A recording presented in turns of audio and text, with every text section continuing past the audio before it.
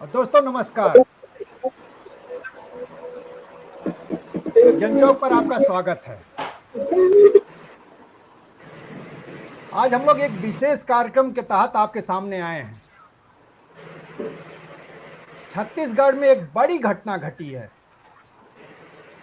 जिसमें एक पादरी की हत्या हुई है।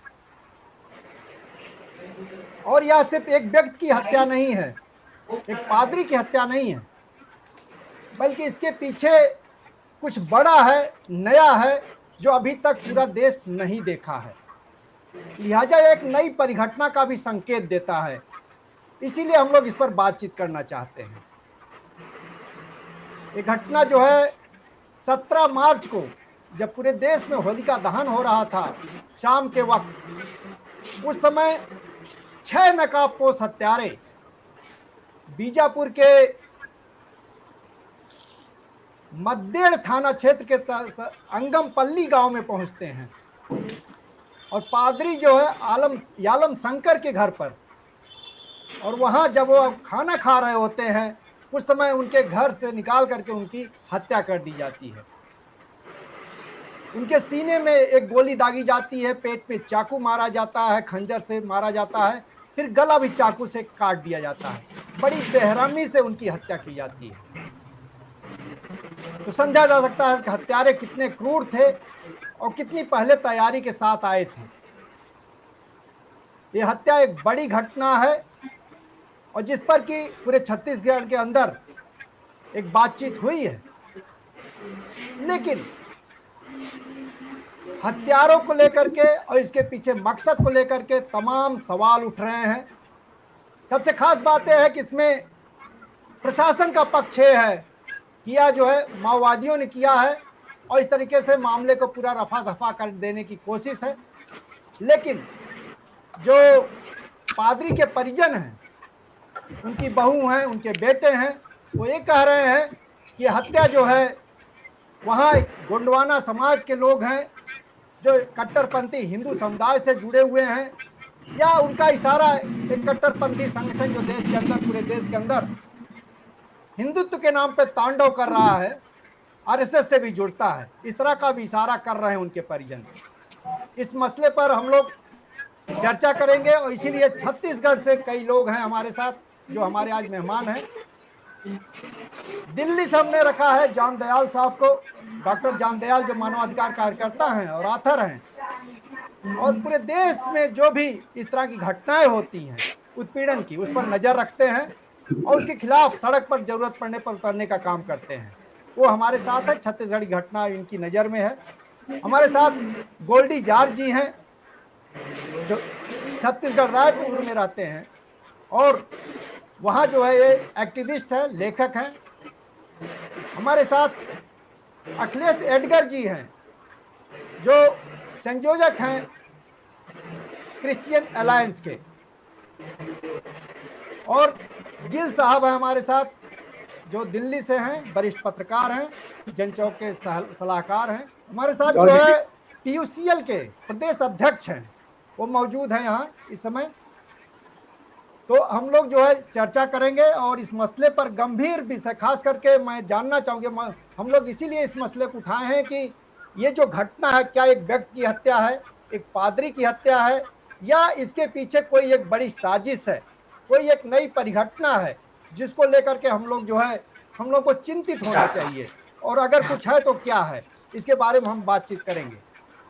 तो लिहाजा हम शुरू करेंगे अखिलेश एडगर जी से, जो इस पूरे मामले को बहुत ही नजदीक से देख रहे हैं और अभी पीयूसीएल के नेतृत्व में एक वहाँ डेलीगेशन भी जाना है, वो जो है वहाँ जाएगा और मामले की जांच भी करेगा। लेकिन इसके पहले जितनी घटनाएं अभी पता चली हैं इस हत्या को लेकर के, उस पर हम चाहेंगे कि अभी जो घटनाक्रम हुआ है उस पर अगर हम लोग कुछ बताएं तो बेहतर होगा। अखिलेश एडगर जी। सभी साथियों को नमस्कार। पादरी यालम शंकर जो छत्तीसगढ़ के जो बीजापुर जिला है उसके अंतर्गत मद्देड़ थाना के अंतर्गत ये गांव आता, अंगमपल्ली, उस गांव के रहने वाले थे। इनकी उम्र जो थी वो लगभग 50 वर्ष थी और वो न सिर्फ अंगमपल्ली गांव के, लेकिन वो आसपास का जो पूरा क्षेत्र है उस क्षेत्र में के एक प्रमुख व्यक्ति थे, न सिर्फ ईसाई समुदाय के, लेकिन जो समग्र समाज है, समग्र जो आदिवासी समुदाय है, उसके भी एक प्रमुख व्यक्ति के रूप में वो जाने जाते थे। ये जो हत्या की जो घटना हुई वो विगत 17 मार्च को हुई, जो होली की पूर्व संध्या थी। और शाम के समय जब लगभग 7 बजा था, वो अपनी पत्नी के साथ जो थे वो भोजन कर रहे थे, और उस समय लगभग 6 लोग, जिसमें से 5 लोग जो थे, जैसा कि उनके परिजनों ने बताया, वो नकाबपोश थे, उन्होंने अपने चेहरों को ढाक रखा था, और वे लोग उनके घर पर आए, और उनका जो बड़ा बेटा है जिसका नाम गोपाल है, गोपाल भी एक पादरी है, उसको उसके विषय में पूछताछ की। उन्होंने कहा कि उससे कुछ बातचीत करना चाहते हैं, लेकिन चूंकि गोपाल जो था वो भुवनेश्वर गए हुए थे, उड़ीसा, उनकी जो बहू है वो जो है वो बाहर आई, और इस बात को जो है उन्होंने बतलाया। फिर वो थोड़ा सा पीछे लौटे और फिर तुरंत लौटकर वापस आए, और उसके बाद जो है उन्होंने पादरी यालम शंकर को जो है वो बाहर बुलाया। पीछे जो घर में थी उनकी पत्नी थी, और उसके साथ साथ उनकी जो बहू है पुष्पा यालम, वो लोग थे। लेकिन उनके जो हाव भाव थे उससे घर वालों को किसी अनिष्ट की आशंका हो गई थी, और इसलिए उनकी जो पत्नी थी वो घर के पीछे के दरवाजे से जो है वो पीछे की तरफ गई, ताकि उनके और भी जो रिश्तेदार हैं जो उनके घर के पास रहते हैं उनको जाकर जो है वो बुला सके। लेकिन इस बीच जो है वो पादरी आलम शंकर को बाहर बुला लिया गया था, और उसके बाद जो थी उनको उनके हाथ जो थे वो बांध दिए गए, और फिर गोली चलने की आवाज आई, और उनकी पुत्रवधू जो बहू थी उसने उनको बचाने की चेष्टा की, तो उसको उसके ऊपर भी जो है वो बंदूक तान दी गई कि अगर वो उनका कहना नहीं मानती तो उसको भी मार दिया जाएगा। और जो पादरी यालम शंकर थे वो नीचे गिर पड़े, और बाद में जो था उनको एक और फिर गोली मारी गई, और फिर किसी धारदार हथियार से जो है उनके ऊपर जो है वार किया गया उनके सीने के पास, और बाद में जो है वो फिर उनके गर्दन पर भी वार किया गया, और घटना स्थल पर जो है उनकी मृत्यु जो थी वो हो गई थी। और मद्देड़ जो थाना है वो अंगमपल्ली गांव से लगभग 2 किलोमीटर दूर है, लेकिन चूंकि ये पूरा माओवादी क्षेत्र है, और इसलिए ये जो एफआईआर हुई वो अगले दिन सुबह जो है वो लगभग 8 बजे के आसपास जो है वो पुलिस ने जो है इस घटनाक्रम में एफआईआर किया है 6 अज्ञात लोगों के विरुद्ध में। तो ये जो थी वो पूरा जो था वो घटनाक्रम रहा है मोटे तौर पे। अखिलेश जी, अगर आपसे पूछें कि ये जो अभी एफआईआर हुई है अज्ञात लोगों के खिलाफ हुई है, इसमें प्रशासन, पुलिस, जो स्थानीय पुलिस है उसका क्या कहना है, और परिजनों का क्या कहना है, उनके जो बेटे हैं और बहू, उनका क्या कहना है? पुलिस प्रशासन की ओर से तो शुरू से यह कहा गया कि इस घटना को जो है वो माओवादियों ने या नक्सलवादियों ने जो है वो अंजाम दिया है, और मुख्य धारा के जो मीडिया है और जो स्थानीय मीडिया है या बीजापुर जिले के जो स्थानीय पोर्टल इत्यादि हैं, उन लोगों ने भी कहा कि इस घटना को जो है वो माओवादियों ने ही अंजाम दिया है। लेकिन उनके परिजनों का जो कहना है वो भी बात जो है वो बहुत महत्वपूर्ण है। कुछ घटनाक्रम को यदि हम जोड़ के देखें, ये जो पूरा जो दक्षिण बस्तर का जो क्षेत्र है जहां पर मुख्य रूप से 3 जिले आते हैं, बीजापुर के साथ साथ दंतेवाड़ा और सुकमा, ये बहुत ज्यादा जो है वो माओवाद से या नक्सलवाद से प्रभावित है, और ये देश का ऐसा भूभाग है जो सबसे ज्यादा माओवाद से जो है वो प्रभावित है। तो बहुत ज़्यादा इस पूरे क्षेत्र में जो है वो माओवादी हिंसा होती है। और जहाँ तक ईसाइयों की संख्या है, ये ईसाई मत को मानने वाले जो है वो थोड़ी संख्या में है, बहुत ज़्यादा जो है उनकी संख्या जो है वो नहीं है। पिछले जनवरी माह में जो राष्ट्रीय राजमार्ग है, नेशनल हाईवे है, उसके ऊपर कुछ पर्चे जो थे वो मिले थे और उन पर्चों में ये लिखा हुआ था कि उसमें जो स्लोगन था वो ये लिखा था कि आदिवासी देवी देवता की पूजा पाठ करो, ईसाई धर्म का विरोध करेंगे। और वहां पर जो है उस पूरे क्षेत्र में काम करने वाले लगभग 20-25 पादरियों के नाम लिखे हुए थे और उनको चेतावनी दी गई थी कि वो ईसाई मत का या विश्वास का प्रचार प्रसार ना करें या फिर इस क्षेत्र को छोड़कर चले जाएं, या तो फिर जो है वो किसी अपने काम का अंजाम जो है वो भुगतने के लिए वो लोग जो है वो तैयार रहें। और इसमें जो पूरे जो नाम लिखे हुए थे पास्टरों के उस पूरे क्षेत्र के, उसमें पास्टर यालम शंकर का नाम जो है वो दूसरे नंबर पे था अंगमपल्ली में। और यहाँ नीचे जो लिखा हुआ है वो था Madded national park area committee, भारतीय कम्युनिस्ट पार्टी माओवादी। तो ये पर्चा जो है इसी साल पिछले जनवरी में जो था वो मिला था, लेकिन किसी भी दल ने, किसी भी संस्था या संगठन ने इस पर्चे की जिम्मेदारी नहीं ली। तो इस पर्चे में जो मुख्य बात थी वो ये थी कि ईसाइयों का विरोध किया गया था, ईसाई पादरियों को जो थी वो मारने की जो थी वो धमकी दी गई थी। उसके बाद ये जो घटना स्थल हुआ, मतलब जहां पर जिस घर में जिस जगह पर हत्या हुई वहां पर भी एक पर्चा जो था वो फेंका गया था।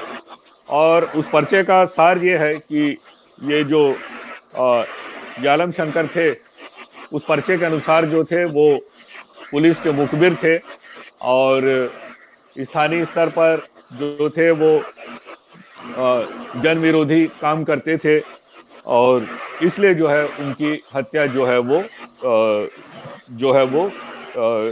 कर दी गई है। अखिलेश, जनवरी का मैं आपको यहाँ रोकूंगा क्योंकि आप दोनों पर्चे का जिक्र किए हैं, माओवादियों का उससे संबंधित जिक्र किए हैं। तो अभी तक जो देखा गया है माओवादी उस तरह से जो है क्रिश्चियंस के खिलाफ या पादरियों के खिलाफ नहीं रहे हैं, कोई उस तरह का कोई अंतर्विरोध नहीं रहा है। और हत्या, इस तरह की हत्याओं में देखा गया कोई भी हत्या अगर माओवादी करते हैं या कोई किसी कांड को अंजाम देते हैं तो जिम्मेदारी लेते हैं, जो कि अभी तक कोई इस तरह की जिम्मेदारी नहीं ली है इस मामले में। तो क्या माना जाए कि ये कहीं फेक वो है, जो माओवादियों का आड़ में कोई दूसरा संगठन है जो इस काम को अंजाम दिया है और माओवादियों को सब मर देना चाहता है?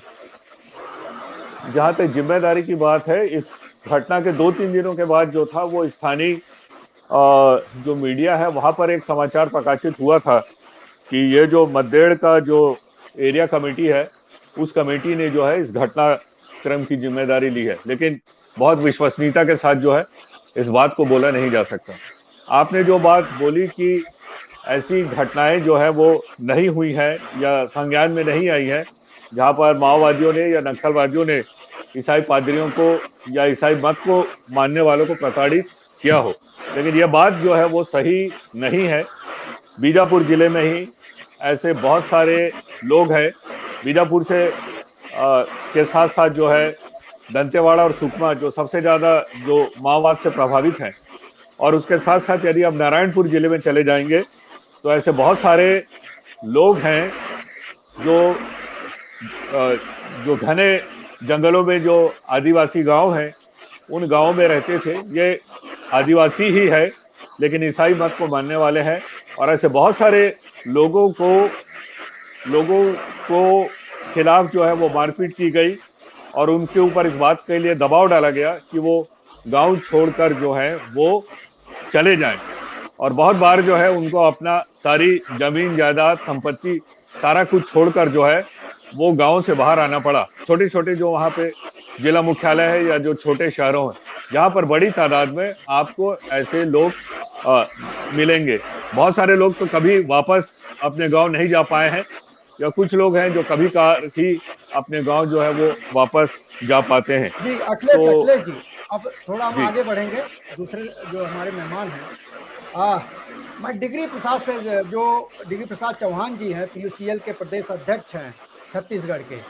मैं आपसे अगर पूछूं डिग्री जी, ये जो कहा जा रहा है कि दिसंबर महीने में वहां कोई एक बैठक हुई थी उस इलाके में गोंड समाज की, क्योंकि गोंड समाज से ही आते थे ये जो है यालम शंकर जी, और जिसमें कहा गया था कि जो है अपने हिंदू धर्म में लौट आए क्रिश्चियंस।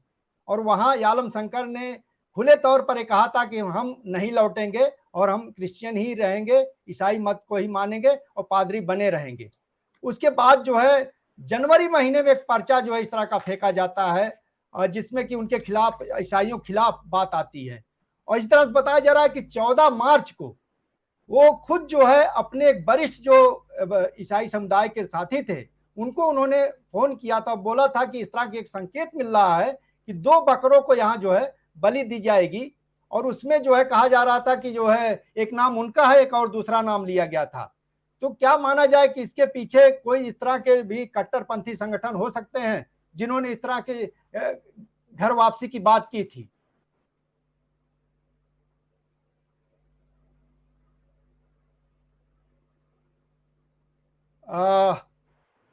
गोल्डी जार्ज जी, आप सुन रहे हैं? गोल्डी जार्ज जी, मेरी बात सुन रहे हैं? आवाज आ रही है आपको? इसी जी बात को जो मैंने पूछा है, आप इस पर आप क्या कहेंगे? देखिए, बात ये है कि जैसे बताया गया कि और भी ऐसी घटनाएं हैं जहाँ पे माओवादी लोगों की ओर से कई प्रकार की प्रताड़ना ईसाई लोग को इसके पहले भी मिला है। और साथ में ये एक और बात ये है कि जब भी किसी को माओवादी जैसे मौत की घाट उतारते हैं तो उसकी जिम्मेदारी वो लेते हैं। कोई भी इस तरीके के जो वारदात है उसकी वो जिम्मेदारी लेते हैं।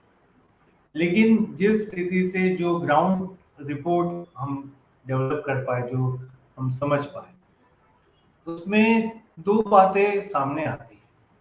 वो एक है कि जो गांव के अंदर में एक माहौल बनाया जा रहा था गोंडवाना समाज के नाम से, एक ऐसा माहौल बनाया जा रहा था कि गांव की जो शांतिपूर्ण जो माहौल है उसको बिगाड़ा जाए।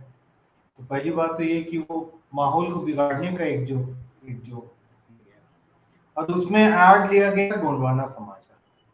और तरह तरह के जो उसमें बातें हुई, जो लोग जो थे, जो ईसाई मत को मानने वाले जो आदिवासी थे उनको खेती करने से रोका जा रहा था। उनको जो है क्या बोलना चाहिए, उनके साथ में उठना बैठना या जो कोई भी जैसे होती है घटना जिसकी मौत मिट्टी या कुछ इस तरीके की जो भी घटना है उसमें नहीं आने, यानी कि हुक्का पानी बंद का एक एक पूरा जो जो रवैया जो है गांव के अंदर में आप वो देख सकते हैं दिसंबर महीना से जो है वो धीरे धीरे ये ऐसे बनती है। तो जो ये पूरा जो अंगमपल्ली जो गांव है, जो अंगमपल्ली गांव है जो मुंगेर थाना क्षेत्र में आता है बीजापुर के, यहाँ के यादव शंकर थे।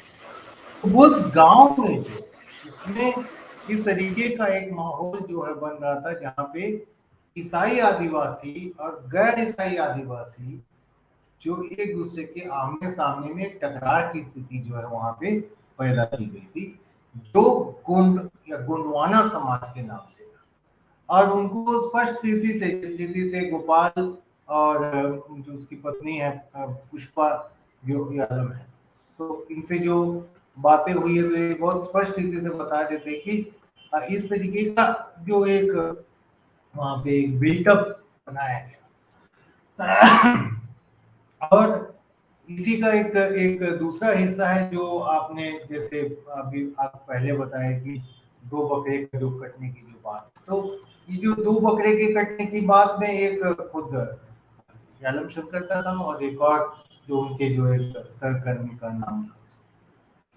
बात इसमें नहीं रुकती है, बात इसमें ही नहीं रुकती है कि ये यहाँ से कैसे है। तो अम, ऐसा एक अभी तक हम लोगों ने छत्तीसगढ़ में गोंडवाना समाज बोल के एक संगठन का नाम नहीं सुना। हम तो गोंड पंचायत का नाम सुने, गोंडवाना या महासभा करके सुने हैं, या गोंडवाना गणतंत्र पार्टी का नाम सुने हैं, या जो संगठन है जो पत्रिकाएं हैं, गोंडवाना संदेश है, गोंडवाना स्वदेश है। लेकिन एक गोंडवाना समाज जो है, गोंडवाना समाज जो है इस रीति से जो है हम नहीं सुने हैं। और ये एक ट्रेंड हम बहुत जगह में देखते हैं कि जो जो राइट विंग संगठन जो है, जब वो इस रीति से किसी एक मतलब आदिवासी या मूल निवासी समाज के अंदर में उसे घुसपैठ करना होता है, तो या तो वो उनको कैटलाइज करके बचपन से जिनको वो कैटलाइज किए जाते उनको जो है मेन स्ट्रीम के संगठनों में जो है घुसपैठ करने के लिए, इन्फिल्ट्रेट करने के लिए भेजा जाता है, या फिर जो है एक समांतर संगठन को ही खड़ा किया जाता है जो वो तमाम प्रकार के जो जो जो राइट विंग की जो एजेंडा है, उनकी जो कार्य प्रणाली है उसको वो वहां पे लागू कर नहीं पाए। तो ये जो पूरा जो बिल्डअप जो दिख रहा है, और ये एक अकेला एक केस नहीं है कि मतलब आलम शंकर की जो मौत है या ये जो पूरा अंगमपल्ली गांव का जो घटना है या मद्देड़ की जो, ये अकेला नहीं है। मतलब ये पिछले 2-3 सालों में एक निरंतरता आप देख सकते हैं कि मतलब ये फोकस आप देख सकते हैं। मतलब उनका फोकस कभी कोंडागांव में रहता है, तो कभी उसका फोकस थोड़ा सा और इधर रहता है आपके गीदम साइड में रहेगा, तो कभी थोड़ा सा फोकस जो है आपके और किसी जिले की ओर, दंतेवाड़ा में होगा या सुकमा में होगा, या फिर जो है बीजापुर जो भी दिखते। तो फोकस जो है एक जगह में एक भय और आतंक की एक जो एक एक एक पूरा एक माहौल निर्मित होने के बाद में उसको जो है दूसरी जगह की ओर लेके जाने का एक प्रणाली हम बहुत स्पष्ट रीति से देखते हैं। और जो जिस जिस रीति से ये पूरा घटनाओं के अलग अलग अगर आप क्रमबद्ध रीति से उसको समझे और उसकी लॉजिक को अगर आप जोड़े, तो इसमें बहुत सारी चीजें और भी स्पष्ट हो सकती है। और हमको लगता है कि ये तमाम जो जो बिंदु आज हम यहाँ पे चर्चा में ला रहे हैं, इन सभी बिंदुओं के ऊपर में वास्तव में पुलिस को इसके ऊपर में इन्वेस्टिगेशन करने की आवश्यकता है कि क्या इसमें आरएसएस कैसे संगठन की इन्वॉल्वमेंट है, या क्या ये वास्तव में माओवादियों ने इनको मारा है, या क्या आरएसएस और माओवादियों का कोई साठगांठ है, या माओवादी आरएसएस और तथाकथित जो गोंडवाना समाज के बीच में कोई कोई कोई अंतर संबंध है। इन सभी चीजों को जो है हम स्वयं भी इसके बारे में जवाब मांगते हैं, जानना चाहते हैं। अच्छा, अब मैं चलता हूं डॉक्टर जान दयाल साहब के पास। दयाल साहब, आप जो है पूरा सारी गतिविधियों कहिए तो पूरे देश के अंदर जो मानवाधिकार से जुड़ी हुई घटनाएं होती हैं उन पर एक नजर रखते हैं, और खासकर छत्तीसगढ़ आपके पूरे उसमें रहता है दायरे में। ये जो घटना हुई इसकी जानकारी आपको मिली भी होगी। जो पूरा इसमें एक नया घटनाक्रम कहिए कि एक नई बात दिख रही है, जिसमें कि कहा जा रहा है कि माओवादी के नाम पर दूसरे कट्टरपंथी संगठन जो है काम किए हैं और माओवादियों को का फायदा ले रहे हैं। और पुलिस ऐसे मामले में देखा जाता है कि उसके लिए भी काम आसान हो जाता है कि वो जो है माओवादियों के नाम पर कोई जांच नहीं करनी होती है और मामले को रफा दफा कर दिया जाता है, फाइनल रिपोर्ट लगा देती है। तो कोई इसमें नया एंगल आप देख पा रहे हैं क्या, मैं जानना चाहता हूँ। मैं देख पा रहा हूँ या नहीं, बात वहां नहीं है। मैं उसको एक परिप्रेक्ष्य में आपको बात बताना मानता हूँ जी। अखिलेश और गोल्डी ने दोनों ने एक बात तो साफ की है कि ऐसा नहीं है कि माओवादी पाक साफ है। वो तो उड़ीसा में भी देखते हैं, बाकी जगह भी देखते हैं, आंध्रा में, महाराष्ट्र में, उनमें भी गुट हैं, जुबान के गुट है, जाति विशेष के गुट है, धर्म विशेष के गुट है। ये हम कई जगह देख चुके हैं, तो उसको एक सेकंड के लिए वहां छोड़ते हैं। मगर जो दूसरी बात है कि इस वक्त संघ परिवार का पार्लियामेंट से लेके ग्रासरूट्स तक, और उसमें बिहार से लेके पूरा जो छोटा नागपुर बेल्ट है, इसके अंदर क्या चल रहा है। पार्लियामेंट में प्राइवेट मेंबर्स बिल है कि जो ट्राइबल्स ईसाई बन गए हैं 100 साल पहले, 250 साल पहले, कल उनके ऊपर से शेड्यूल्ड ट्राइब का तगमा हटा लिया जाए, उनको पार्लियामेंट से, उनको असेंबली से बर्खास्त किया जाए, स्कॉलरशिप छीन ली जाए, उनका पट्टा जमीन का रद्द कर दिया जाए। इसका ग्रास रूट्स पे भी कुछ इम्प्लीमेंटेशन हो रहा है। मध्य प्रदेश में अगर आप जाते हैं तो वहां पे अब लैंड पट्टों पर आदिवासी ईसाई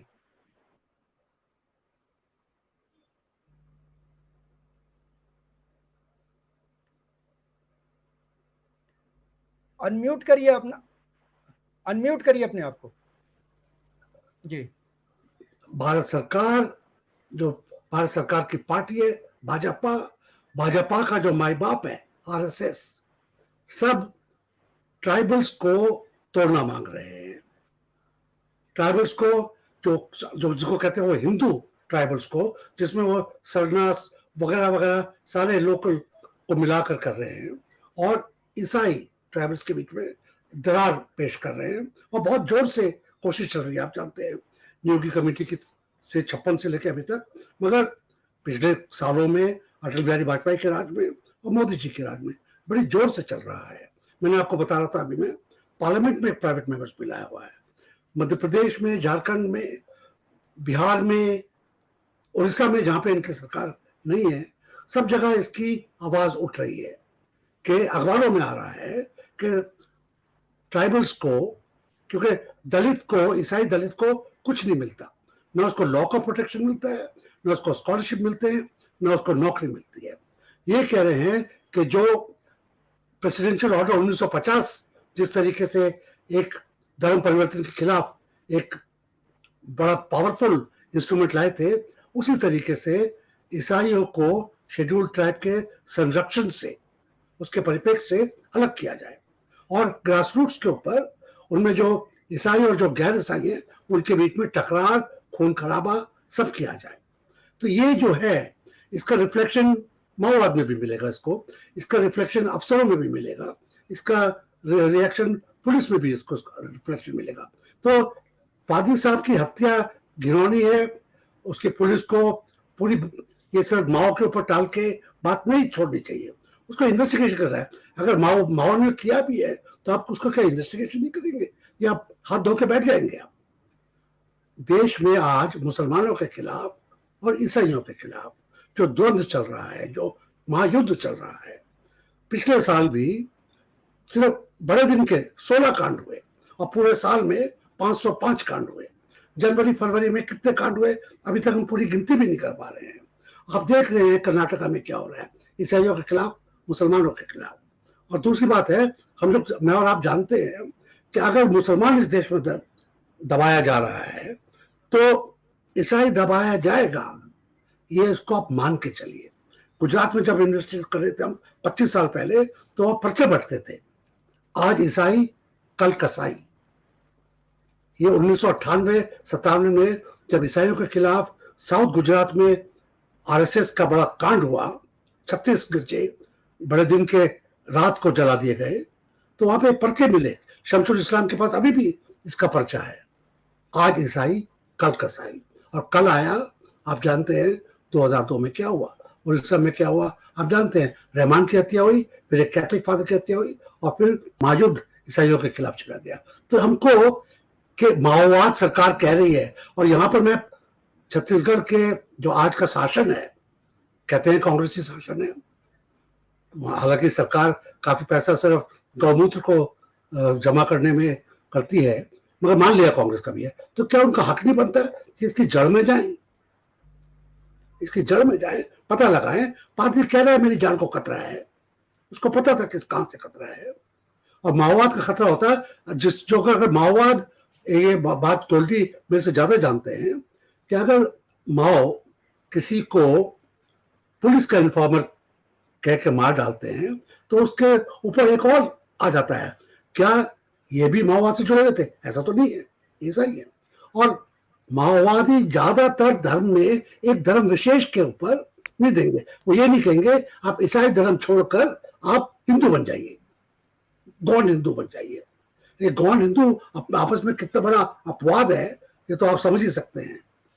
सिर्फ एंथ्रोपोलॉजी के हक में आप समझ सकते हैं। तो ये जो जी इसके जी अंदर इतने लेयर्स आ गई हैं सस्पिशन की, तो यहाँ पे मेरी सरकार से अपील है, इसको एकदम बड़े जोर से बिल्कुल ऐसे बिल्कुल मामले की जांच की जाए बजाय छोड़ने के और उस माओवादियों के सर पर बंदूक रख के अपने अपनी जिम्मेदारी से निजात पाने के इसमें एक एसआईटी सरकार और बनाई जाए प्रशासन और बकायदा। पुलिस। जी जी। आ गिल साहब, आप लगातार जो है छत्तीसगढ़ की जितनी खबरें आ रही हैं देख रहे हैं, इस खबर पर खासकर आपकी नज़र थी। गोल्डी जार से आपने बात भी की थी और अभी पीयूसीएल का डेलीगेशन जा रहा है। इस बीच आपने जो जितनी चीजें देखी पढ़ी, क्या चीज नजर आ रही है? अगर आपके नजरिए से पूछें तो क्या चीज इसमें दिख रही है? इसमें एक चीज नजर आ रही है साफ के माओवादियों का हाथ मुझे नजर नहीं आता है। माओवादियों का इस्तेमाल किया जा सकता है, जैसे डॉक्टर साहब ने कहा कि उनको एज पैसा देकर किलर के तौर पर इस्तेमाल किया जाता है, ऐसा किया जा सकता है, पर कौन इस्तेमाल कर रहा है? सवाल है कि इस मसले में साफ नज़र आ रहा है कि माओवादियों का हाथ नहीं है, माओवादी डायरेक्टली इन्वॉल्व नहीं है, इसमें इन्वॉल्व आरएसएस की संस्था है, जो कि वहाँ पर अभी बात हो रही थी, जो संस्था उनकी है गोंडवाना अभियान। गोंडवाना अभियान के नाम पर वो हिंदूवाद फैला रहे हैं, गोंडवाना अभियान। तो गोंडवाना अभियान, गोंडवाना समाज अभियान, उसका अभियान है कि हम गोंडवाना समाज को रिफॉर्म कर रहे हैं, हम इसको वापस ला रहे हैं कि ये भटक गए थे हिंदू धर्म से, अभी हम उसको आदिवासी को वापस ला रहे हैं, गोंडवाना समाज के लोग जो हैं उनको वापस ला रहे हैं। और उसमें क्या है कि वो बड़े खतरनाक ढंग से हर तरह से काम करने के लिए तैयार है। जिस तरह से ये जघन्य हत्या हुई है, ये जघन्य हत्या है, भयानक हत्या थी। इसके बाद साफ नजर आता है कि इसके पीछे सरकार भी अपना हाथ दूर रख रही है। सरकार इसमें कोशिश नहीं कर रही है कि ताकि इंटरवेन करे। सरकार इसमें क्यों आरएसएस का साथ दे रही है, ये सबसे अजीब बात है। कांग्रेस सरकार जो आरएसएस का साथ दे रही है और पुलिस एडमिनिस्ट्रेशन उसके अंडर है। अगर यहाँ पर ये घर वापसी के नाम पर ये गुंडागर्दी चल रही है तो इसको रोकने का इंतजाम करना पड़ेगा, और उसका सरकार ही इंतजाम कर सकती है, पर सरकार बिल्कुल कुछ नहीं कर रही है। इसका कारण क्या है ये नहीं समझ आता कि ये बीजेपी को बढ़ावा देने से सरकार को फायदा क्या होगा, कांग्रेस सरकार को क्या फायदा होगा, ये कहीं समझ नहीं आता है। और यही नहीं, सरकार का जो रवैया है आदिवासियों के प्रति, जंगल के प्रति, माइनिंग जो लीज दिए जा रहे हैं, माइनिंग जो वहाँ हो रही है खुलेआम, जिसमें एनवायरमेंटल डिग्रेडेशन भयानक हो रहा है, उस मामले में भी कांग्रेस सरकार और बीजेपी सरकार में कोई फर्क नजर नहीं आता। एक फर्क था कि कम से कम सांप्रदायिकवाद में तो कम से कम ये बेहतर होंगे, मगर लगता है कि अब उसमें बेहतर नहीं है। कांग्रेस सरकार ऐसा क्यों कर रही है, ये मैं जानना चाहता हूँ। क्या कुछ बता सकते हैं हमारे साथी जो आए हैं छत्तीसगढ़ से, ऐसा क्यों है? अखिलेश जी मेरा एक सवाल स्पेसिफिक है, क्योंकि इसमें घटनाक्रम पे अगर पूरी नजर डालिए तो बताया जा रहा है कि 22 जो है पादरियों के नाम थे, लिस्ट बनी थी, उसमें सबसे ऊपर या सेकंड नंबर पे यालम शंकर का नाम था। तो ये लिस्ट बनाने वाले कौन लोग हैं? क्या माओवादी होंगे जो पादरियों को चुन चुन के मारना चाहते हैं? अगर लिस्ट बनी है तो कौन लोग हैं जो पादरियों को मारना चाहते हैं, या घर वापसी का जो अभियान चला रहे हैं उसके पीछे गोंडवाना समाज एक दिख रहा है? पीछे कौन ऐसा वो है संगठन जो बड़े स्तर पर इसको संरक्षण देता है? इसके बारे में आप क्या कहना चाहेंगे? मैं उसमें एक चीज ऐड कर दूं, मैं उसमें ये ऐड कर दूं कि सरकार का क्या रुख है, सरकार इस प्रति उदासीन क्यों है, क्यों आरएसएस संस्था को काम करने की खुलेआम छूट मिली हुई है, और छूट सिर्फ काम करने की नहीं, गुंडागर्दी की छूट मिली हुई है उनको, ये ऐसा क्यों है? जी अखिलेश जी बताइए, दोनों सवाल जी जी। तो अगर ये जो अंगमपल्ली में जो घटना घटी, उसको यदि दक्षिण बस्तर के तीनों जिले या पूरे बस्तर में जो घटनाएं घट रही हैं, या थोड़ा सा और मैं व्यापक करूं तो पूरे छत्तीसगढ़ और छत्तीसगढ़ के साथ साथ देश के विभिन्न राज्यों में जो घटनाएं घट रही हैं, उसमें उन सारी घटनाओं पे यदि आप नजर डालेंगे, जैसा कि हमने देखा कि 500 से भी ज्यादा ईसाइयों के खिलाफ हिंसा और प्रताड़ना की घटनाएं पिछले वर्ष 2021 में घटी थी। तो जो विरोध करने वाले जो संस्थाएं या संगठन जो सामने आती है, वो अधिकतर लगभग सारी वो संस्थाएं संगठन जो है वो दक्षिणपंथी विचारधारा के साथ जो है, या स्पष्ट शब्दों में कहे तो राष्ट्रीय स्वयंसेवक संघ के साथ जो है वो अपना जुड़ाव जो है वो दर्शाती हैं। तो ये जो पर्चा, जिस पर्चे की बात हम बोल रहे हैं, जो जनवरी में फेंका गया था, तो वो पर्चा वास्तव में लिखा किसने है ये तो जांच का ही विषय है। इसके बारे में तो हम जो अपने स्तर पर नहीं कह सकते, लेकिन उस पूरे क्षेत्र में जो ईसाई पादरियों का और जो एक सामान्य ईसाई विश्वासी है उसका जो लोग या जो संस्था संगठन विरोध कर रहे हैं, वो सीधे सीधे जो है वो दक्षिणपंथी विचारधारा और दक्षिणपंथी संगठनों के साथ ही जुड़े हुए हैं। कौन लोग हैं, मतलब इसको चिन्हित करना चाहेंगे आप? देखिए, थोड़ा सा उनकी जो कार्य प्रणाली है उसमें थोड़ा सा बदलाव आया है। यदि पिछले यदि मैं कहूँ, मतलब ईसाइयों के खिलाफ जो सुसंगठित या सुनियोजित तरीके से जो प्रताड़ना की जो घटनाएं चालू हुई है, वो लगभग 20 साल जो है वो भारत में हो गया, या हमारे प्रदेश में जो है वो लगभग 15 साल हो गया। तो इसमें जो विभिन्न जो संगठन होते थे, ये संगठन अपना नाम लेते थे। यदि किसी आराधनालय में जाते थे, या किसी पादरी को मारा जाता था, या किसी चर्च के ऊपर आक्रमण किया जाता था, तो ये पूरे अपनी संस्था के बैनर के साथ आते थे, संस्था का झंडा लेकर आते थे, संस्थाओं के पक्ष में नारेबाजी की जाती थी। उसके बाद प्रेस विज्ञप्ति जारी की जाती थी, जिसमें उस घटनाक्रम में भाग लेने वाले उनके सारे पदाधिकारियों और कार्यकर्ताओं के नाम होते थे, और स्पष्ट रूप से वो इन घटनाओं की जानकारी लेते थे। तो ऐसे तमाम जो है छोटे बड़े संगठन है वो आप जानते हैं। लेकिन अभी जिसको उनकी जो कार्य प्रणाली में जो बदलाव जो है वो पिछले लगभग 5 सालों से जो देखने में आ रहा, वो ये है कि अब वो इस प्रकार की घटनाएं होती तो है, लेकिन स्पष्ट तौर पर उन घटनाओं की वो जवाबदारी नहीं लेते। इन घटनाओं को समाज के नाम पर अंजाम दिया जा रहा है। यदि आप बस्तर में जाएंगे तो वहां पर एक बड़ा जो आदिवासियों का संगठन है, वो सर्व आदिवासी समाज के नाम से कहीं पर इस प्रकार की घटनाओं को कहा जाएगा, कहीं केवल आदिवासी समाज कहा जाएगा। अभी ये जो अंगमपल्ली की जो घटना है उसमें गोंडवाना समाज कहा जाएगा। तो ये समाजों के नाम पर इस प्रकार की घटनाओं को अंजाम दिया जा रहा है, और ये समाज जो है इनके लिए बड़ा जो जेनरिक जो टर्मिनोलॉजी है, जैसे गोंडवाना समाज है, तो आप गोंडवाना समाज में आप में तो मतलब उसको परिभाषित करना जो है वो बड़ा मुश्किल है, और कौन उसका पदाधिकारी है, उसका कार्यालय कहाँ है, वो पंजीकृत है या नहीं है, ये तमाम चीजें हैं। तो ऐसे बहुत जेनरिक जो टर्म्स हैं उनको इस्तेमाल किया जाता है। तो आजकल जो घटनाएं घट रही है, या तो ये उनकी कार्यप्रणाली की सफलता भी आप कह सकते हैं कि आज जो सांप्रदायिकता का जो जहर था वो इतने नीचे तक फैल चुका है कि अब जो है वो समाज के लोग जो हैं वो इस प्रकार की घटनाओं को जो है वो अंजाम देते रहे हैं। तो जो जिनको फ्रंटल ऑर्गेनाइजेशंस कहा जाता है, तो वो आजकल जो है सामने नहीं आते, वो जवाबदारी नहीं लेते।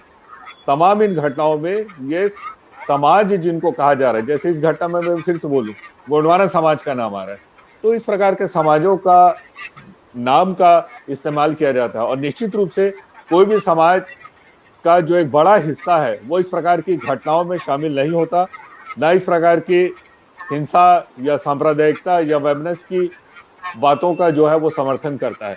समाज का एक छोटा सा ही हिस्सा होता है, लेकिन जब आप समाज बोलते हैं तो ऐसा प्रतीत होता है कि वो पूरा समाज ही जो है वो उनके साथ में है, या इस प्रकार से ईसाइयों का जो है वो विरोध कर रहे हैं। तो बिल्कुल गोंडवाना समाज का जो आंदोलन है, जो गोंडवाना समाज की बात चला रहे हैं ये लोग, इसका विरोध कोई आदिवासी ग्रुप्स में हो रहा है? आदिवासी उनका विरोध भी करते हैं कि उस चीज को मान रहे हैं पूरी तरह से? अखिलेश जी, आदिवासी जी कब यदि खास तौर से बस्तर के घटनाक्रम में देखेंगे तो बीच बीच में इनके अपने ही जो लोग हैं उन्होंने भी प्रेस में जो है वो बयान वगैरह आए हैं, और इस प्रकार की जो घटना क्रम हुए हैं उसका विरोध किया है, लेकिन ज्यादा नहीं हुआ है, बहुत ज्यादा नहीं हुआ है। कोई संगठित विरोध नहीं हो रहा है। हाँ, मतलब सतत विरोध नहीं होता, एक व्यापक समाज की कहीं पर एक मूक सहमति जिसको आप बोलते हैं वो जान पड़ती है। जानदयाल साहब, इसमें मैं एक बात सब जी। करते जाते मैं पहले बताता, हमारे पास दूसरे प्रांतों का भी तो तजुर्बा है ना। मैंने जी। आपको बताया गोंड के अलावा बाकी जो समाज हैं आदिवासियों के, वहां पर भी किस तरीके से तोड़ने की कोशिश करी जा रही है, ये बात बड़ी खुलेआम दिखती है। क्या उसका विरोध होता है? इसका उल्टा मैं आपको बोलूंगा, ये जो हिस्सा है बहुत छोटा तबका है ये जो संघ के साथ है, वो हल्ला मचा रहे हैं। अब बाकी लोग चुप है, एक तरीके से ना ईसाइयों की तरफ से बोल रहे हैं, वो चुप है, क्या करेंगे, क्योंकि इन संघ के साथ ज्यादातर प्रांतों में सरकार है, पुलिस है, मजिस्ट्रेसी है, नहीं, यही पंचायत राज यही है। यही यही मैं आपसे पूछना चाह रहा था। कम से कम छत्तीसगढ़ में तो सरकार नहीं है, वहाँ कांग्रेस की सरकार है। और क्या माना जाए कि वहाँ कांग्रेस इस मामले में चुप्पी साध जा रही है? जहाँ भी संघ का नाम आ रहा है, संघ के लोग सक्रिय हैं, वहाँ वो हस्तक्षेप नहीं करना चाहती, या कोई मिली भगत अपने तरीके की? या अगर आपसे पूछे सीधे तौर पर कि वहाँ कांग्रेस जो है गाय गोबर और सारा कुछ बेच रही है और राम वनगमन यात्रा कर रही है, और कहीं कहीं वो आरएसएस के प्लान पे ही वह काम कर रहा है, इसलिए आज से कोई अंतर्विरोध भी नहीं है, ये कहा जा सकता है? अभी आपने देखा कि किस तरीके से जम्मू कश्मीर फिल्म का, कश्मीर फाइल्स का इस्तेमाल किया गया। अगर चाहते कांग्रेस की सरकार होती पूरी तरीके से अंतर से बाहर से, तो राजस्थान में तो नहीं हुआ ये। राजस्थान में तो सरकारी तौर से नई फिल्म देखी गई और उसके बाद कहा गया कि एक खराब फिल्म है। उन्होंने कहा कि फिल्म सरकार की तरफ से होगी नहीं। बघेल साहब का जो एक कार्यकाल रहा है, इसके अंदर साफ कहना कि वो टोटली सेक्युलर काम करते हैं, या आम आदमी पार्टी की तरह इधर भी हैं उधर भी हैं, या अपना भविष्य खुद माप रहे हैं, कहना बड़ा मुश्किल है। मैं तो वहां से बाहर बताऊंगा, यहाँ पे जो मेरे पास उनका असेसमेंट आता है, शायद उनके जो विरोध में लोग हैं नई दिल्ली में, शायद उनसे आता हो, तो मैं पूरी तरीके से नहीं कह सकता, मगर उनके उनके जो कार्यशैली है, उनका जो मुंह से उनके निकलता है, उनके अभी जो बजट में जिस तरीके से उन्होंने एलोकेशन किया है डायरेक्ट गोबर खरीदने का, उससे थोड़ी सी मेरे को बदबू आती है, ये मैं खुलेआम कह सकता हूं मैं। अब रायपुर में आप रहते हैं, गोल्डी जार जी, अगर आपसे पूछे जो सरकार का अपना जो है स्टैंड है, रुख है इन सारे मसलों पर, उसको आप किस रूप में देखते हैं, और क्या होना चाहिए अगर नहीं सक्रिय है, नहीं हस्तक्षेप कर रही है तो? देखिए, दो तीन जो बातें हैं वो, ये एक तो ये कि एक अल्पसंख्यकों के प्रति, चाहे वो ईसाई अल्पसंख्यक हैं या मुसलमान हैं, उनके प्रति एक एक हॉस्टिलिटी जो है, एक सोशल हॉस्टिलिटी का एक माहौल यहाँ पे तैयार किया गया है। और इसी वजह से आप देखेंगे कि घर वापसी का अभियान का बात होता है। इसी वजह से आप देखेंगे कि बात होती है आपके क्या बोलना चाहिए, कन्वर्जन के, धर्मांतरण के खिलाफ जो पूरे कानून लाने की बात होती है। इसी में आप देखते हैं कि किस तरीके से जो है पूरे एक नफरत का एक जो तूफान जो है, उसके बीज जो है वो बोया गया। सरकार जो है अभी बीजेपी से अभी कांग्रेस में आया है, लेकिन ऐसा नहीं है कि बहुत सारी चीज उसमें बदली हुआ है, ऐसा भी नहीं है। उसके दो तीन कारण हैं। एक मेरा व्यक्तिगत एक मानना यह है कि एक तो ये है कि जो पूरे प्रशासनिक अधिकारी जो इसके पहले बीजेपी ने जो 15 साल में जो प्रशासनिक अधिकारी को यहाँ पे बनाया है, बिठाया है, चाहे वो कलेक्टर हो। देखिए, आपको मतलब ताज्जुब होगा कि हमारे यहाँ जिला कलेक्टर और जिला एसपी जो है वो क्या बोलना चाहिए, फतवा जारी करते हैं कि जो ईसाई जो पादरी है, पास्टर है और जो मिशनरीज है, उनके उनके पूरे कार्यकलापों के ऊपर में जो निगरानी रखा जाए, और सोशल मतलब सामाजिक विजिलेंस की बात यहाँ पे किया गया है। ऐसा कहीं होता है घटना तो हमको उसके बारे में सूचना की जाए। ये यहीं पे हुआ है, मतलब ये दंतेवाड़ा, बस्तर, वो सारे इलाके में जो है कांग्रेस के रेजिम में भी चल रहा, अभी भी हुआ है, चला है, उसी के ही दौरान ये आया है, कांग्रेस की ही रेजिम में ये चीज हुआ है। तो यही हम बोल रहे हैं कि जो ग्राउंड में जो ताल है, जो ग्राउंड में जो रिदम है, वो नफरत की जो कुछ रिदम जो ग्राउंड में जो जो आंधी बन चुका है, तूफान की रीति से वो फैल रहा है। वो बहुत समय में जो लोग मतलब अलग अलग मसलों में जो न्यूट्रल पोजीशन लेते थे, वो भी जो है इस तरीके का पोजीशन लेते। तो मूल रूप से मेरी जो समझ है, एक बहुत ही रिगरस और बहुत ही वायलेंट जो जो धार्मिक राष्ट्रवाद, और मतलब एक जो हिंदू राष्ट्रवाद की जो पूरी एक जो हवा जो है वो चल रही है, अब वो गांव में चल रही है और ये तमाम चीजों में चल रही है। तो ये है जिसको सरकार, कांग्रेस की सरकार इसके खिलाफ में कुछ करने के लिए वो तैयार नहीं। दूसरी बात ये कि जिस तरीके से जॉन साहब बता रहे थे कि जो जिस रीति से बीजेपी और उसके मात्र संगठन आरएसएस और ये तमाम चीज जो जिस रीति से अभी एक जो पूरे देश को अगर आप देखेंगे, एक एक एक एक तानाशाही पागलपन जो आज जो हिंदू राष्ट्रवाद के नाम से जो हम देख रहे हैं पूरे देश भर में, इसको एक पागल क्या बोलना चाहिए, एक डिक्टेटोरियल जो पैरानोया जो हो रहा है हमारे यहाँ, तो वो जो है ये हम ग्राउंड में बहुत स्पष्ट रीति से देखते हैं कि जिस रीति से जिस जिस दादागिरी से और जिस बेरहमी से लोगों के ऊपर में इस तरीके की घटनाओं को अंजाम दिया जाता है। तो ये दूसरा चीज है। और एक और बात जो जो मुझे जो बोलना है कि इसमें जो केवल ये नहीं है कि मतलब सरकारी जो ऑफिशियल्स ही उसमें सम्मिलित है या मंत्रिमंडल है या ऐसा कुछ एक किसी एक विशेष को हम इसका जिम्मेदार नहीं ठहरा सकते। इसमें मूल रूप से आप जब इस देश के संविधान को ना मानने की एक ठान ली, अगर जो एक इस तमाम चीजों को जो जो प्रमोट कर रहा है, जो संस्था है, जो संगठन है, वो नहीं मानता है कि इस देश का संगठन जो डॉक्टर भीमराव अंबेडकर के द्वारा लिखा गया वो इस देश के लिए अनुकूल है, वो तो मानते कि ये पूरे जो एक वर्णाश्रम धर्म को स्थापित करने के लिए वो प्रतिकूल। और ये एक बड़ा एक कारण है कि जिस जिस धड़ल्ले से उसको प्रमोट किया जाता है वो उसका एक जो एंथ्रोपोलॉजिकल ऑब्जर्वेशन के रूप में मैं आपके सामने में एक बात को पिछले लगभग एक दशक के का एक हम बहुत सारी घटनाओं को विशेषकर माओवादी इलाकों में ईसाइयों के ऊपर में जो हमले हुए उसका हम एक जैसे विश्लेषण करते हैं, तो बहुत सारे जो जो नवयुवक है वो कहीं ना कहीं वनवासी कल्याण आश्रम में पड़े हैं, वहां पे जो शाखाएं लगती है उन शाखाओं में सदस्य रहे हैं, उसमें सक्रिय भूमिका निभाए, वापस आते हैं वो गांव में नेतागिरी करने लगते हैं। और वो जो कि माओवादी इलाके में रहते तो आते आते माओवादियों की भी वो जो है एक रूप से क्या बोलना चाहिए पक्षधार होते कभी कभी।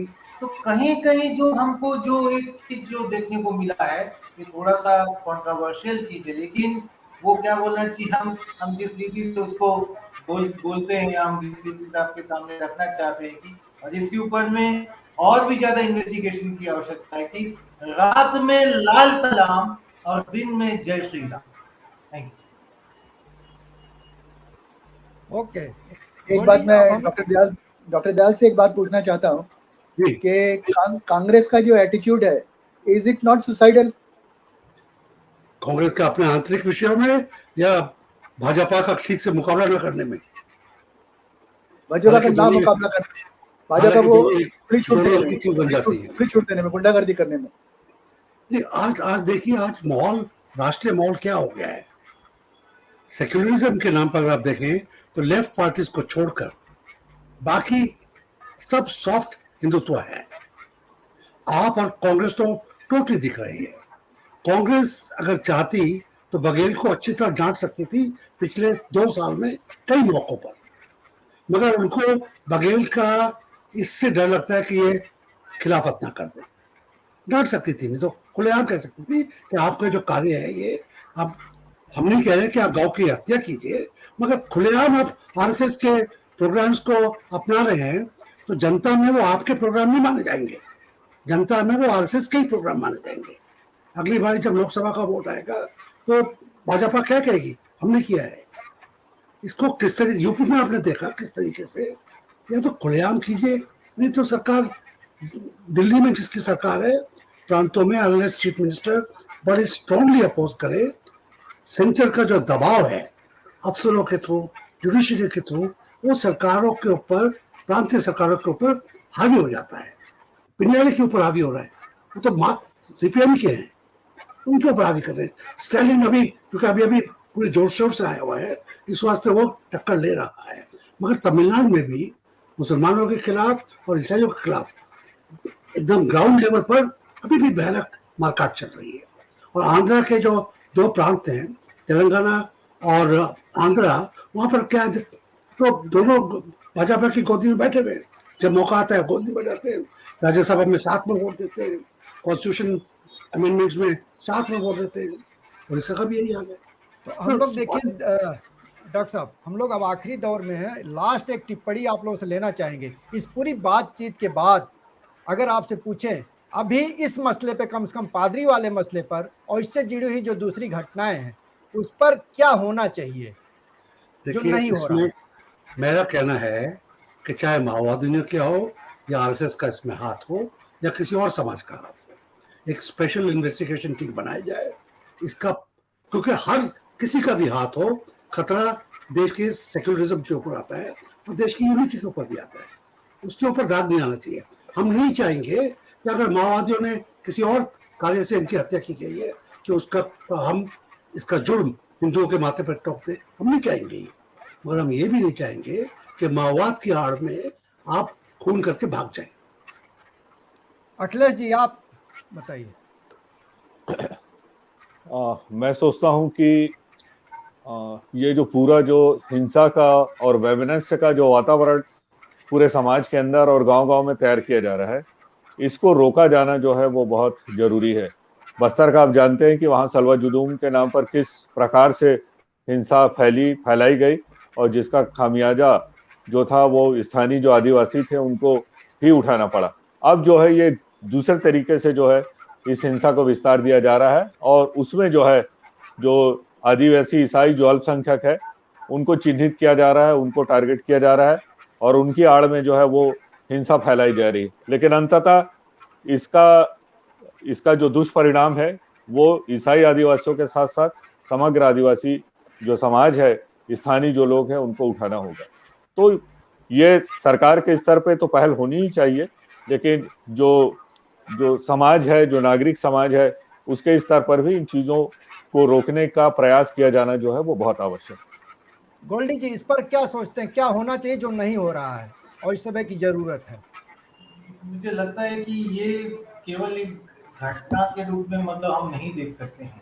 मतलब मेरा ये कहना है कि ये कोई इंडिविजुअल घटना नहीं है, ना जालम शंकर की जो हत्या है वो एक दिन का कोई रहस्यमय हत्या है, और इसमें बहुत सारे फैक्टर्स और बहुत सारे एक्टर्स, जो फैक्टर्स और जो एक्टर्स हैं, तो उसकी एक डिटेल्ड एक इन्वेस्टिगेशन करने की आवश्यकता है। दूसरी तरफ ये कि यह देश या कोई भी एक समाज, कोई भी एक सभ्य समाज नफरत और फरेबी और तमाम प्रकार के जो फेक न्यूज और फेक रूमर्स के आधार पे समाज या कोई राष्ट्र नहीं बचेगा।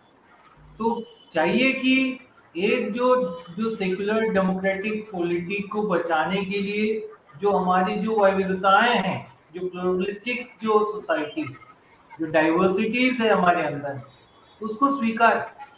आर्टिकल 25 बहुत ही स्पष्ट है जो संविधान में कहते हैं कि भाई कोई भी व्यक्ति अपनी इच्छा के अनुरूप वो जिस किसी धर्म या पंथ को वो फॉलो करना चाहे तो वो फॉलो कर सकते।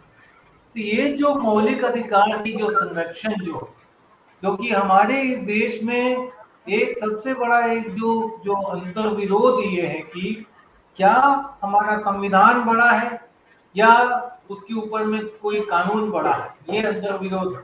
और इस बात को में कोई भी डाउट नहीं होना चाहिए कि सबसे महत्वपूर्ण जो है वो इस देश का संविधान ही है, और संविधान है। संवैधानिक बिल्कुल जो अधिकार है नागरिकों की उसके बिल्कुल संरक्षण बिल्कुल के लिए सरकार आवश्यक निगरानी कमेटियों की गठन की जाए। और इसमें जो है वो चाहे तो जो है क्या बोलना चाहिए, जिस रीति से हम दलितों के केस में देखते हैं कि क्या बोलना चाहिए एट्रोसिटी प्रोन जो डिस्ट्रिक्ट जो जिस रीति से डिक्लेयर होते हैं उस रीति से ही जो है क्रिश्चियन माइनॉरिटीज के ऊपर में वायलेंस प्रोन डिस्ट्रिक्ट के रूप में इन इलाकों को डिक्लेयर करके इसके ऊपर में काम करने की आवश्यकता है। शुक्रिया। बिल्कुल। गिल साहब आप बताइए। ये जो हिंदुत्व का मुहिम चल रही है इसके खिलाफ में अगर दूसरी जो गैर हिंदुत्व पार्टियां हैं, जो जनरल अपोजिशन पार्टी है, mainly the Congress and other parties, वो लोग अगर एकजुट होकर नहीं लड़ेंगे, अगर वो सॉफ्ट हिंदुत्व और वो पुराने तरीके से वापस करने की कोशिश करेंगे तो इसका भारी नुकसान होगा। सॉफ्ट हिंदुत्व का फायदा सिर्फ बीजेपी को होता है।